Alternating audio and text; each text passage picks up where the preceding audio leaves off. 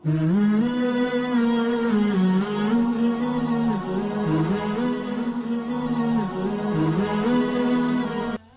शेख अब्दुल कादिर जिलानी रहमतुल्लाह अलैह एक बहुत बड़े बुजुर्ग गुजरे हैं, अल्लाह वाले, गौस का दर्जा पाया हजरत शेख अब्दुल कादिर जिलानी रहमतुल्लाह अलैह। उनके नाम पर 11वीं करते हैं। 11वीं मालूम? 11वीं करने वालों को खुद नहीं मालूम कि 11वीं क्या है। मालूम है? जो 11वीं करते हैं उनको खुद नहीं मालूम कि 11वीं क्या है। कितने दावत हमें जाकर खाई ही। एक बहुत बड़ा मालदार दावत देता, एक वक्त उससे पूछो ये 11वीं कर रहा ना बा, ये 11 का तो क्या? 11वीं, 11 से अपना 11वीं, ये 11 का तो क्या? नहीं बोल सकता वो। ये तकरीरा करते ना, 11वीं करो, 12वीं करो, 13वीं करो, कंदोरी करो, छुट्टी करो, इनसे खुद पूछो कि 11वीं क्या है, ये भी जवाब नहीं देंगे। हमको जो बदनाम करते ना, हमें वलिया को नहीं मानते, 11वीं को नहीं मानते, 12वीं को नहीं मानते, इनवाई से पत्थर के खेकड़े, टोंडे, लंगड़े बोलकर हम ना जो बोलते ना, अल्लाह के फजलो करम से हमें जो जवाब देंगे ना, इनके बाप दादा जवाब नहीं दे सकते। मैं हमारे उस्ताद मोहतरम से विशारम में पढ़ते वक्त पूछा, मैं हजरत 11वीं कहते ना, 11वीं का मतलब क्या? मेरे उस्ताद मोहतरम ने इसका जवाब दिया, 11वीं क्या है? वलियों का एक दर्जा होता है। पहले एक आदमी एक मुरीद बनता है। मुरीद का तो किसी अल्लाह वाले के हाथ में बैत करना, वो भी अल्लाह वाला ओरिजिनल रहना। समझ में आई बात है? डुप्लीकेट नहीं रहना। 100 मरतबा बोल दिया, वो अब भी बोलता हूं, इतना अल्लाह वाला रहे कि उसके हाथ में बैत करने के बाद दिल की दुनिया बदल जाए। बहुत सारे लोग बोलते हैं कि बैत जरूरी नहीं है। आज के जमाने में बैत इतनी जरूरी है जितना कि हमारी जिंदगी के लिए सांस लेना जरूरी है। हम अपनी जिंदगियों को किसी अल्लाह वाले के हवाले नहीं करेंगे, इस पूरी दुनिया के अंदर हमारे बचने के हालात बहुत कम है। नए नए तरीके आ रहे हैं, हराम के नए नए प्लान पास हो रहे हैं और उसके पास होने पर जश्न मनाया जा रहा है। ऐसे वक्त पर किसी अल्लाह वाले का हाथ हमारे हाथ को नहीं पकड़ेगा, खुदा की कसम मंजिल तक नहीं जाएंगे। एक रास्ता, रात को बारिश फुल पड़कर है और फुल कीचड़ है, बाप अपने बच्चे को लेकर जा रहा है, फिसलने का अंदेशा है। रास्ता जितना खराब होता है उतना ही बाप बच्चे का हाथ मजबूत पकड़ता है। अगर रास्ता साफ है, फिसलने का, गिरने का कोई खतरा नहीं है, कभी कभार बाप बच्चे को भी छोड़ाता है, तू चल को क्या पकड़ लेकर आ रहा है। रत्ती का भी फर्क रहा तो अंगली देता, पकड़ ले तो अंगली, बच्चा अंगली पकड़ लेता है। जब इंतहाई दर्जे पर सख्त खतरनाक रास्ता होता है, बाप उंगली भी नहीं देता बल्कि उल्टा बच्चे का हाथ पकड़ लेता है। बच्चे को यह बताना चाहता है, तू मुझे पकड़ेगा तब भी नहीं बचेगा, मैं तुझे पकड़ूंगा तो तब बचेगा। तू मुझे पकड़ेगा, तेरा पकड़ना इतना मजबूत नहीं है, मैं तुझे पकड़ता हूं। इसी तरीके से हम अपने हाथों को किसी अल्लाह वाले के हवाले करें, तब जाकर इंशाअल्लाह ताला वो सुबह को कुछ दवा देते हैं, शाम को कुछ दवा देते हैं, दोपहर को कुछ दवा देते हैं और वो खुद रातों में उठकर अपने मुरीद के लिए रात में तहज्जुद में दुआ करते हैं। तब जाकर हमारी जिंदगियों की गाड़ियां अल्लाह के पास पहुंच जाती है। और आज कहते हैं बहुत सारे लोग, बैत क्या जरूरी है? बैत तो आज के जमाने में बहुत ज्यादा जरूरी है। किसी अल्लाह वाले से अपना रिश्ता कायम कर लो, किसी अल्लाह वाले से अपना रिश्ता कायम कर लो। आमतौर पर एक मिसाल देता हूं, मालदार घराने की छोकरी से शादी इसलिए करते हैं ताकि कल जाकर कभी किसी मौके पर हमारा सपोर्ट हो जाए। इसी तरीके से मेरे दोस्तों, किसी अल्लाह वाले से दोस्ती कर लो, आइंदा चलकर अल्लाह के पास हमारे दरमियान में कोई सपोर्ट मिल जाए। पूछते हैं कि बैत कोई जरूरी नहीं है? नहीं, बैत जरूरी है। एक नौजवान पूछता है कि बैत का फायदा क्या है? बैत का फायदा बताऊं मैं आपको। हजरत तानवी रहमतुल्लाह अलैह लिखा है किताब के अंदर वाकया, एक नौजवान जिना का बड़ा ख्वाहिशमंद, जिना का बड़ा ख्वाहिशमंद। और जिना तो एक ऐसी चीज है, अल्लाह ताला हम में से हर एक की हिफाजत फरमाए। कुरान क्या कहा जिना के बारे में? वला तक़रबु जिना इन्नहु काना फाहिशा।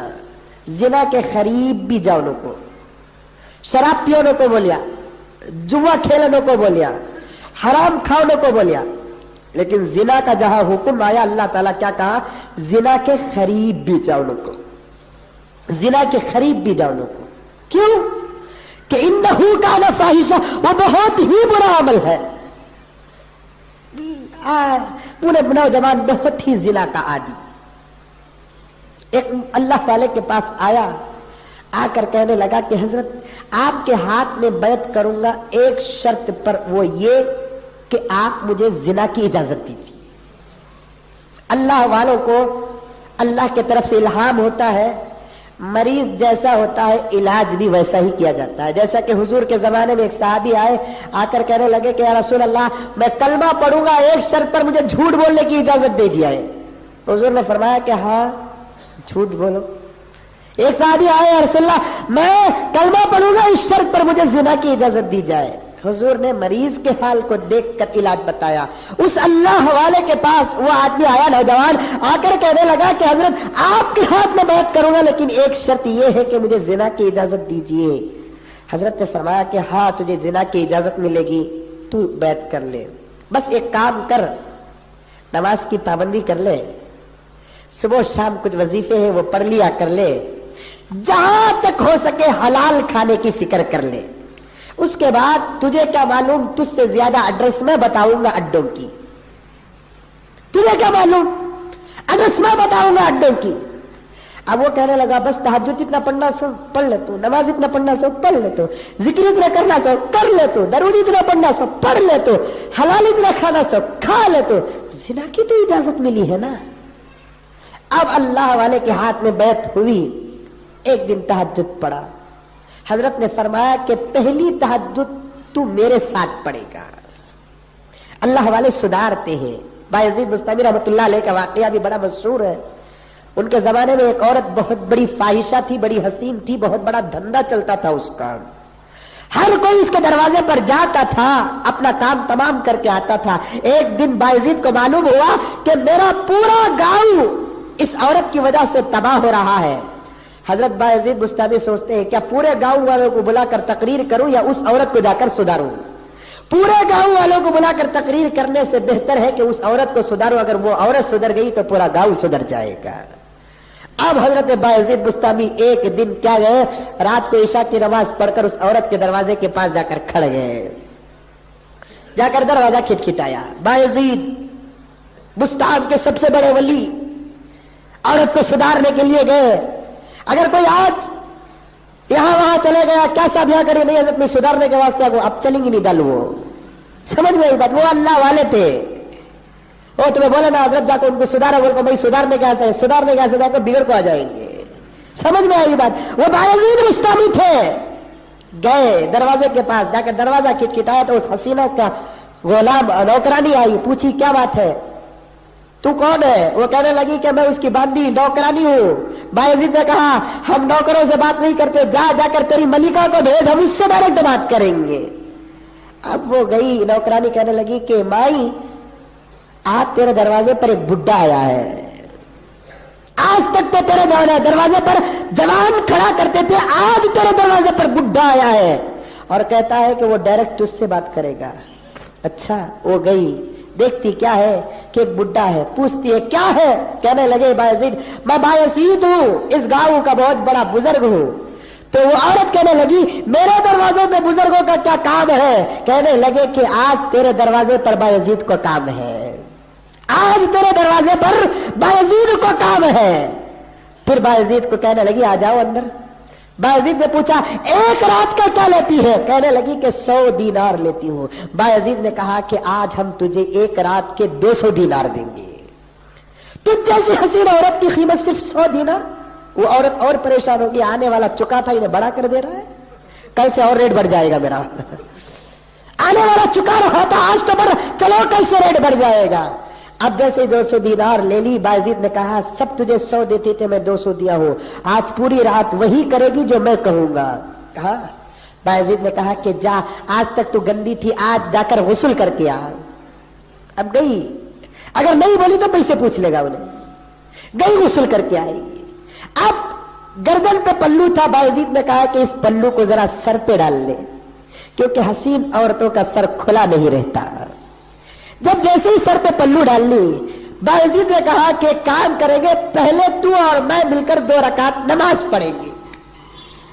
اب دونوں کا مسلح بازو بازو، ادھر بايزيد کھڑے ہیں، اس طرف وہ فاحشہ عورت کھڑی ہے۔ زندگی میں پہلی مرتبہ وہ اللہ کے دربار میں اپنے سر کو جھکا رہی ہے۔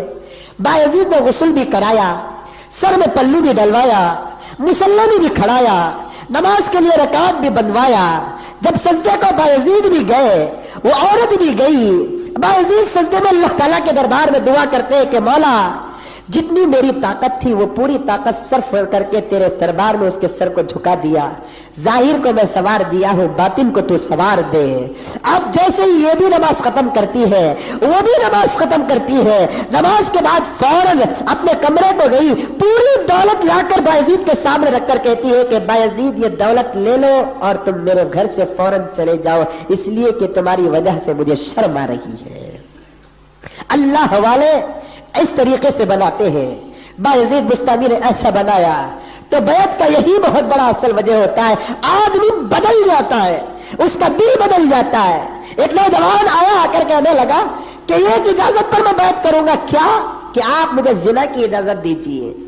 آپ حضرت نے کہا کہ بس ایک کام کر لے، تہجد پڑھ لے، نماز کی پابندی کر لے، صبح شام ذکر کر لے، حلال روزی کا انتظام کر لے، اس کے بعد تو زنا کر لے، تجھے اجازت ہے۔ اب وہ خوش ہو گیا۔ اب حضرت نے کہا کہ شرط یہ ہے کہ پہلی تہجد تو میرے ساتھ پڑھے گا۔ اب حضرت کے ساتھ پہلی تہجد پڑھا، چلا گیا، اس کے بعد کام شروع ہو گیا، ذکر کرنا، تہجد پڑھنا، نمازوں کی پابندی کرنا۔ نماز ہی ایک ایسی چیز ہے میرے دوستو، اللہ جل جلالہ اس نماز کی برکت سے دنیا کی بے حیا باتوں کا شوق دل سے ختم کر دیتے ہیں۔ قرآن کہتا ہے کہ ان الصلاۃ تنہی عن الفحشاء والمنکر، نماز بے حیائی سے اور برائی سے روک دیتی ہے۔ ہماری نماز روکتی نہیں، وہ اور بات ہے۔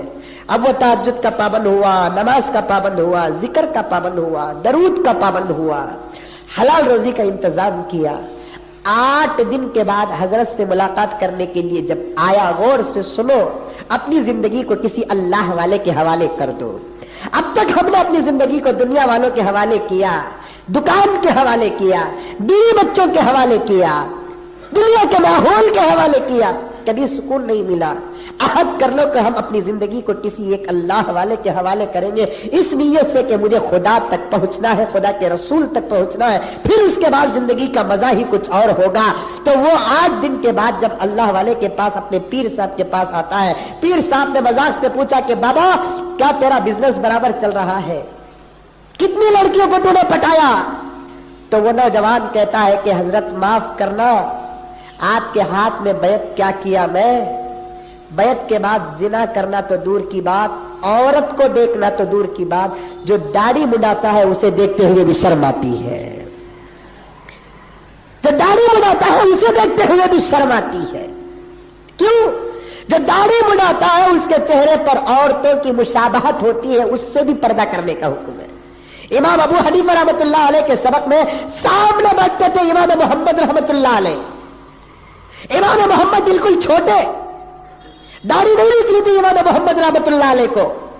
امام ابو حنیفہ سامنے بیٹھے تھے، بار بار امام محمد رحمۃ اللہ علیہ کے چہرے پر نظر جاتی تھی، تو امام ابو حنیفہ نے امام محمد رحمۃ اللہ علیہ کو کہا کہ بیٹے کل سے تو پہلی صف میں نہیں بیٹھنا، بالکل پیچھے صف میں بیٹھنا، اس لیے کہ تجھے داڑھی نہیں نکلی، جس کے چہرے پر داڑھی نہیں نکلتی اس کا چہرہ عورتوں سے ملتا ہے، اور جس کا چہرہ عورتوں سے ملتا ہے اس سے بھی پردہ کرنے کا حکم ہے۔ جب تک تجھے داڑھی نہیں نکلے گی تو پہلی صف میں نہیں بیٹھے گا۔ اگر یہ قانون میں اپناؤں گا تو کسے کسے پیچھے بھیجوں میں؟ ہاں، نیچے بھیجوں، اوپر بھیجوں، باہر بھیجوں؟ کہ داڑیاں مڈاتے ہیں ان کا چہرہ عورتوں سے ملتا ہے، ان کے چہرے پر نظر ڈالنے سے بھی شیطان پھڑ پھڑانے لگتا ہے، شیطان جذبات میں آ جاتا ہے۔ ان کے چہروں سے بھی پردہ کرنے کا حکم شریعت نے دیا ہے کہ ان کا چہرہ امرت کا چہرہ ہوتا ہے، عورتوں سے مشابہت کا چہرہ ہوتا ہے۔ اللہ تعالی ہم تمام کو نیک توفیق عطا فرمائے۔ عرض کر رہا تھا میرے دوستو، اللہ والوں کو مانو بھی، اللہ والوں کو جانو بھی، اللہ والوں سے مانگنے کی اجازت نہیں ہے، کیونکہ دینے والی ذات اللہ تبارک و تعالیٰ کی ہے۔ یہ آئے دن ہے نا کہ اللہ والوں کو جانتے بھی ہیں، مانتے بھی ہیں، ان سے مانگتے بھی ہیں۔ اللہ تعالی ہم تمام کو نیک توفیق عطا فرمائے۔ میں عرض کر رہا تھا، یہ جیسے رمضان قریب ہوتا ہے، کچھ مہینے آتے ہیں، ان مہینوں کے اندر شرک کا بازار اور بدعت کا بازار انتہائی گرم ہو جاتا ہے۔ بہت سارے لوگ کنوری کرتے ہیں، چھٹی کرتے ہیں، 11ویں کرتے ہیں۔ کنوری کا کیا مطلب کرنے والوں کو پوچھو نہیں معلوم، چھٹی کا کیا مطلب کرنے والوں کو پوچھو نہیں معلوم، 11ویں کا کیا مطلب کرنے والوں کو پوچھو نہیں معلوم۔ ارے نہیں معلوم تو پھر کرتا کیوں ہے؟ بیوقوف ہے۔ اس میں الگ ایسے ایسے عقیدے آ جاتے ہیں، اگر 1 سال 11ویں نہیں کرا تو 11 سال تک کہنا اس کا بیپار نہیں چلتا، کہتے ہیں نیا شروع ہوگا ایسا۔ 1 سال اگر 11ویں نہیں کرا تو کتنے سال بیپار نہیں چلتا؟ 11 سال سے نماز نہیں پڑھا، کیا بھی ہوا نہیں اسے، قرآن نہیں اٹھایا، کیا بھی نہیں ہوا اسے، حرام کمایا، سود کمایا، دھندا سب کچھ کیا، کچھ نہیں ہوا۔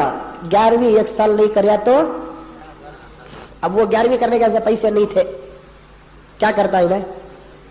سود کو لیتا، دیو بھی پیسے 5,000 11,000 15,000، سود کو خود بھی لیا اور دوسروں کو بھی کھلایا۔ سود کا پیسہ کھا کر کھلا کر یہ ثواب شیخ عبد القادر جیلانی رحمۃ اللہ علیہ کو پہنچ جاتا ہے۔